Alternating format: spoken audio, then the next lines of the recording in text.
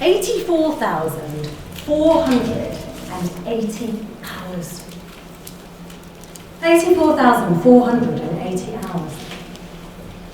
On a calculation, assuming that you do a 40-hour week, and you take a month's holiday, and you work from the ages of 21 to 65, you will spend 84,480 hours at work. 84,000 hours is quite a lot of time. You could do a lot of stuff with 84,000 hours. If the 10,000 hour rule is true, which says you become a master from 10,000 hours of diligent practice at something, you can become a master of 8 things during your career in those 84,000 hours. What would you choose? Juggling? Neuroscience? Lindy Hop? We're going to spend more time at work than we will spend with our children, with our loved ones, with our friends. So the decision about how we choose the right career for us is really important. Which begs the question, why don't we spend any time in formal education discovering who we actually are and how that character might play fulfillingly into the world of work, so we can maximize our impact on the world and really enjoy the work that we do. My work is all about helping people to fill that gap, to ask the questions that enable you to discover a career that you really love. And today I'm going to share with you my method. I've worked with people ranging from those at school or leaving college and university for the first time, people in the middle of their career thinking about making a 180-degree change, and people approaching retirement and thinking about that next chapter in their lives. And over again, they've all said the same thing. I just want to do something that's about my interests. I want to do something that's meaningful for me. I want to have a positive impact. It sounds simple, but the tricky thing is that the definition of meaningful, interesting, and useful is as unique as the individual in front of me each time. Now, your career, it's like a massive adventure. It's like a story waiting to be told and to unfold. It's going to have twists and turns. Unexpected things are going to happen. There might be the occasional ogre or dragon to slay along the way. And yet, you are the star of that story. You are the only character that's in every scene. So the more that you know about that character, the more opportunity you have to be the person holding the pen, writing the next chapter. And each choice that you make helps you discover more and more about what you're about, what you like, and what success looks like to you. Now, this is important because the world of work is changing rapidly. There are jobs around recruiting now that didn't exist 10 years ago. Technology has fundamentally disrupted the way we work, when we work, how we work, and that choice that it's opened up can actually be as much paralysing as it is exciting. Too much choice is overwhelming. It causes us to become stuck and confused and kind of scratching our heads. So it's really important for us to have a good navigation system based on knowing who we are that helps us to continue to make choices and decisions we feel comfortable about as we navigate this dynamic environment. So what does it take then to have a career that you love? Well, this is my equation. It's very scientific, as you can see, and there's 3 components that I'm going to introduce you to. The first is how important it is to do things that you truly love and enjoy. We all want the opportunity to use the skills that are fundamental to us as much as possible and get good at them. But how do we know the answer to, so what should I choose? Well, here's my first question. What is it that you truly love to do? What is it that you truly love to do? Now, when I ask this, some of the first things that might pop in are things like playing football, or dancing, or eating, or cooking. And all of those things are legitimate ways in which people make a living, right? And find fulfilling careers. And sometimes, when we explore the question just at that level, we have a bit of a risk. Because when we overlay money into your joy at making art or playing the piano, when we put pressure on your cooking skills to produce a living, sometimes that dents the joy in the skill, right? So there is another way to answer the question of doing what you love that's going to allow you to really focus down on your options and still have lots of choices ahead. And the way to do it is this. It's to find the thing that is so fundamental to your nature that actually you couldn't stop doing it if you tried. So, for example, my other half, he was an engineer and now he's a sculptor. But ever since he was a small child, he loved to create problems for himself to solve. And this usually involved taking things apart and then trying to work out how to put them back together. He's been doing that his whole life through. And that skill set would actually work really well if you wanted to be a fashion designer or a brain surgeon. Both of those things involve exploring problems where you take things apart and put them back together, hopefully in a successful way, the brain surgeon. And for me, well, I've always loved talking to strangers. Yeah, I was the weirdo at the bus stop that you were always trying to avoid. I've just always loved it. I've always been very nosy about how people work and just really enjoyed forging connections with people. And I've created a very fulfilling career that I absolutely love, based on talking to strangers and asking them questions. So I chose coaching and writing and speaking, but I could equally have been an investigative journalist or a detective or a talk show host. So here I am talking to strangers and asking you this question. What is it that you absolutely love to do? What is that thing from when you were small that you actually couldn't stop doing? And let's see if we can turn that into your day-to-day work. Because actually there are going to be many ways in which that thing you can't stop doing could be applied to the world of work. And those choices will open up for you once you identify that thing that you truly love. So that's part one. Part one is the skills. What is it that I truly love to do? But it's not sufficient to know what our skills and interests and passions are. Although there's a lot of focus on the importance of finding your passion, in itself it's not sufficient. The reason for this is that fit is also really important.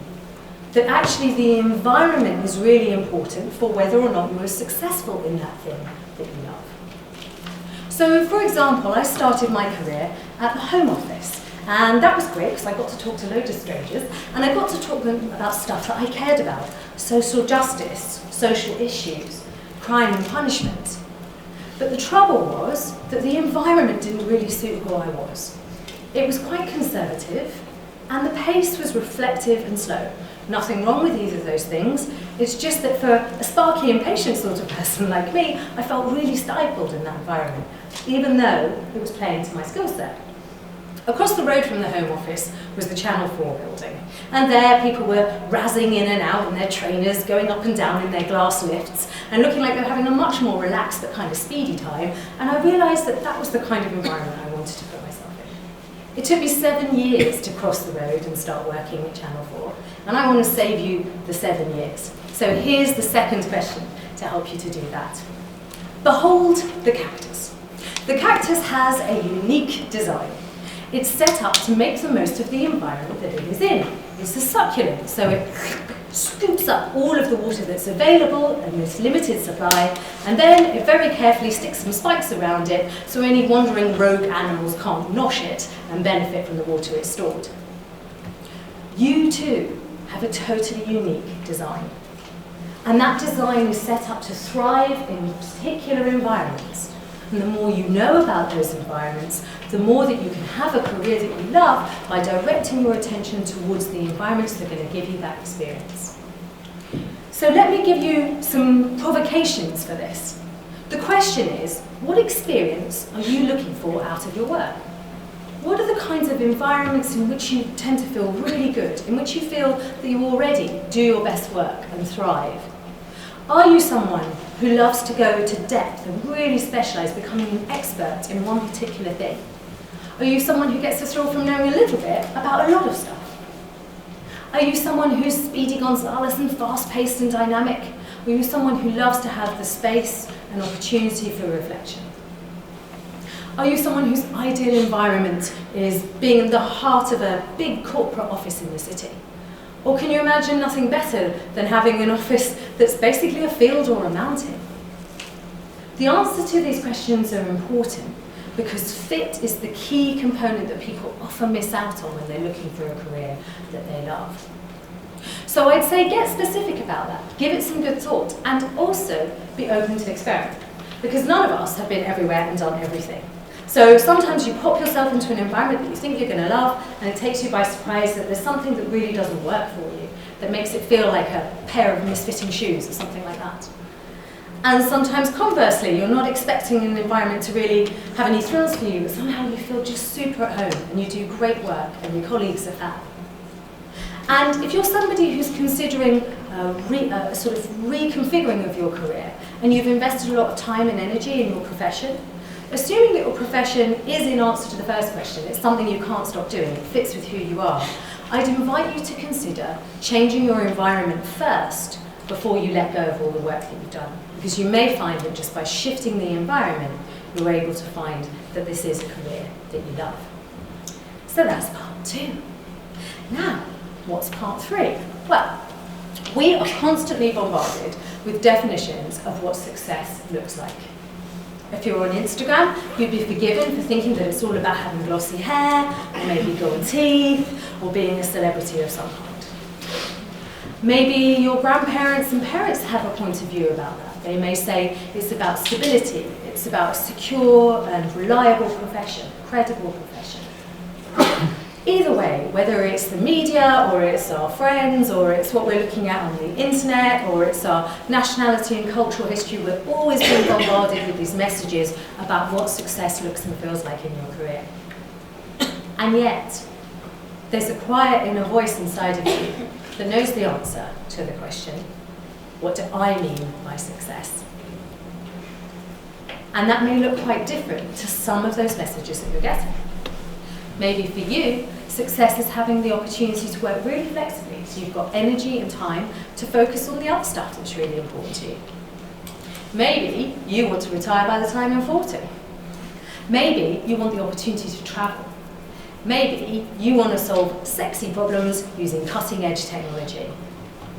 Whatever it is for you is your definition of success, and it's the third part of this navigation system to allow you to create a career that you love.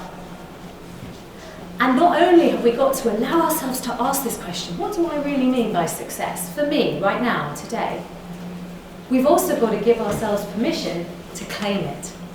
Because sometimes there's someone or something from our past that we have to square it with a little bit before we give ourselves permission to go ahead. About 10 years ago, I was at a festival called Sosna in Barcelona, and I'd taken myself on my own. So I befriended a couple of brothers, so I didn't feel too lonely talking to strangers again. And they told me about how their uncle earned a living. They told me that he was a history professor, and that he lived in a camper van traveling around Europe. And that every so often, when he decided it was time, he would email his tribe and say, I'm going to be in Rome doing a tour for 5 days. And they would come, and he would take them on a tour. And when I heard about this, I was completely blown away. It had never occurred to me that it was possible to have a really credible profession, to be an expert in something, and yet to be as footloose and fancy-free and as adventurous as this gentleman obviously was. So be open to those stories that inspire you about different definitions of success. It may not be the ones that you're hearing on the loudest channels. When I was in India, I spent time at an engineering school, and I was doing a lecture around helping you find direction. And afterwards, a young man came up to me and he said that he had been kind of coerced into engineering school by his parents, who loved him and wanted the best for him. But actually, he was an artist at heart, and it made him almost suicidal to have to be fitted into this place where he felt he really didn't belong. And that this conversation about doing what you love had given him permission to make the choice again on his own behalf. You know, our folks love us. They want to give us the best advice we can so that we'll be successful and happy. And they gave us this huge gift of life. And yet now we have to claim it. And sometimes that might mean making a decision that's different to some of the messages that have been shared with us. So your career, it's a massive adventure. It's an opportunity for you to write your story, to hold on to the pen of your next chapter, and to do it with, in your back pocket, the knowledge about the things that you absolutely love to do, that you must do.